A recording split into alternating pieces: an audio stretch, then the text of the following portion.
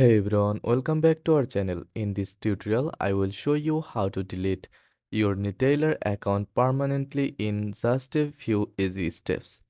Start by logging into your Neteller account using your email and password.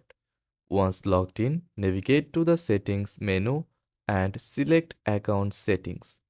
Next, click on Account Status under the Account Settings section.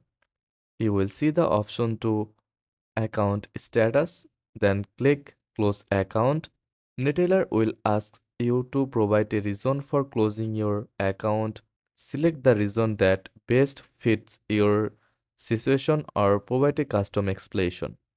After confirming, your account will be permanently closed. Ensure your balance is zero and that all transactions are complete before you proceed.